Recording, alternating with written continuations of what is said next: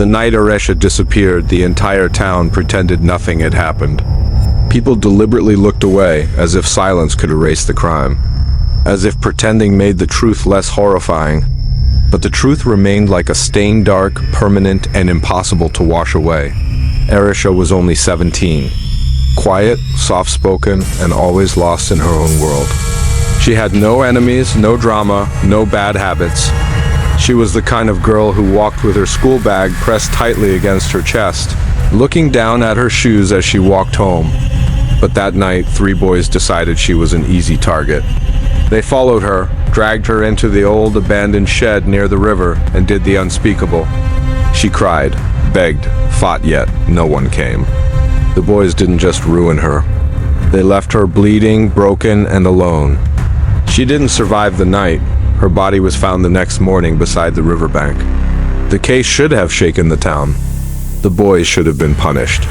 But they came from powerful families. Police reports vanished. Evidence was lost. Witnesses backed out.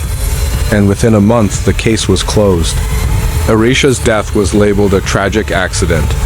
Her mother stopped talking after that. Her father stopped sleeping. Their home felt cursed, cold, empty, silent. People whispered that Arisha's soul couldn't rest. But no one knew how true that was. No one knew what was coming. Everything changed 40 days after her death. Chapter 1. The first boy was the loudest of the 3, the one who laughed the most during the attack. His name was Saad. One night he was driving home from a party when he saw a girl standing in the middle of the empty road, long hair covering her face, white dress fluttering in the cold wind. He honked. She didn't move. He cursed and stepped out of the car, shouting, "Are you blind? Move!" The girl slowly lifted her head. Saad's blood turned to ice. It was Arisha. Her skin was pale and bruised. The left side of her face still carried the marks from that night. Her eyes were hollow, dark, and filled with a kind of stillness that made him step back.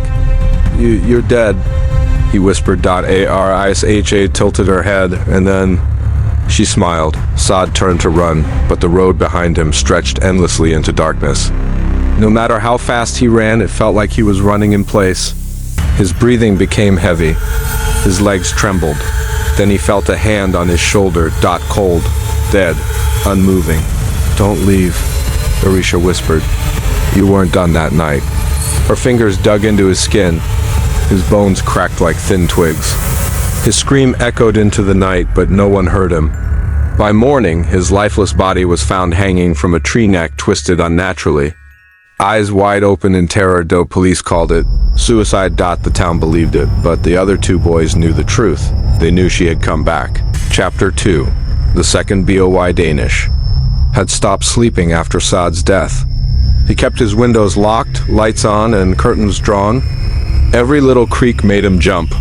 He felt her everywhere, standing behind him, watching him from mirrors, lurking inside shadows.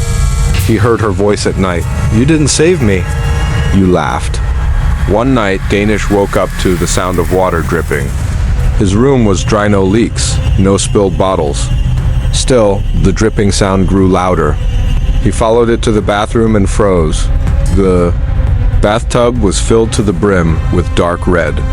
Water. Blood. His breath caught as he slowly stepped backward. Something inside the tub moved. A pale hand emerged from the water. Then a face, Arisha's face. Her hair floated around her, dripping red water onto the floor. Her eyes stared directly at him. Before he could run, she whispered, "Hold your breath." Danish felt invisible hands wrap around his throat. He gasped, choking, suffocating. His feet lifted off the floor, his body suspended in midair. He clawed at his neck, trying to breathe. Arisha climbed out of the tub, each step leaving dark crimson footprints. "You enjoyed watching me struggle," she said coldly. "Now feel it." Danish's vision blurred. His lungs burned. His legs kicked weakly as he tried to scream. Within moments, his body went limp. His parents found him the next morning, lying inside the empty, dry bathtub. No water, no wounds. Just a look of pure terror frozen on his face. The town called it a heart attack. But the last boy knew better. Chapter 3. The last Oni Hassan. The ringleader. The one who started it all. He was the only one left, and he knew Arisha would come for him. Every night he heard footsteps in the hallway. Every mirror showed a shadow behind him. Every window reflected a pale figure watching him. He left his house, stayed with relatives, tried to move to another city. It didn't matter. She followed him everywhere. One night, he finally broke down and confessed everything to his parents, what he did, what really happened, and how his friends died. His parents locked him in his room for his own safety. But nothing can protect you from someone who is already dead. At exactly 3 a.m., the room temperature dropped. His breath fogged. The lights flickered and died. The darkness felt heavy. Alive! He backed into a corner, shaking violently. Arisha, please, I'm sorry. A voice whispered from behind him. I know. He turned slowly. Arisha was standing inches from his face, her neck bruised, her arms scratched, her dress torn. But her eyes were empty. I begged too, she murmured. Did you stop? Hassan shook his head, tears streaming down his face. Please, let me live, please. Arisha leaned closer, her cold breath brushing his ear. You didn't let me. Suddenly, her hands shot forward, gripping his head. His jaw locked, bones cracking under her strength. He screamed until his throat tore, but Arisha didn't stop. She showed him every second of what he did to her, forcing the memories into his mind. He felt everything she felt, her fear, her pain, her helplessness. By morning, Hassan was found lying on the floor. Eyes open, mouth frozen in a silent scream, his mind shattered. Alive, but not really human anymore. The town said he lost his sanity. But Arisha's revenge was complete. Chapter 4. The final visit. After finishing her vengeance, Arisha didn't disappear. Instead, she returned to the only place where she had once felt safe, her parents' home. Her mother was sitting in her bedroom, holding Arisha's old scarf, crying softly. The room grew cold. The curtains moved without wind. Her mother looked up and saw her. Arisha standing near the door. But this Arisha wasn't broken, wasn't bruised, wasn't bleeding. She was glowing softly, like moonlight. Calm, peaceful, almost smiling. Her mother broke down, sobbing harder. My child, they hurt you so much. I couldn't protect you. Arisha walked closer, knelt beside her, and placed her cold hand over her mother's trembling fingers. I'm free now, she whispered. Her mother felt warmth, real warmth spread across her chest. For the first time in months, she felt her daughter's presence not as a ghost, but as love. When her father entered the room moments later, the light flickered and Arisha was gone, but the scarf on the bed was warm. As if someone had just held it. Chapter 5. The town's CRSE. After that night, strange things started happening in the town.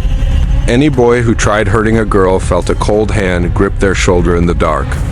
Anyone who mocked a victim heard whispers in their ear at night. Some said they saw a girl walking near the riverbank. White dress, long hair, bare feet. Head slightly tilted, but she didn't harm everyone, only those who deserved it. Some people claimed she was a curse. Others said she was justice. And the river, the same river where she died, sometimes reflected her face when no one else was around.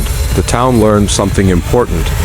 You can silence a victim, you can hide the evidence, you can protect the guilty, but you cannot escape a girl who comes back for revenge.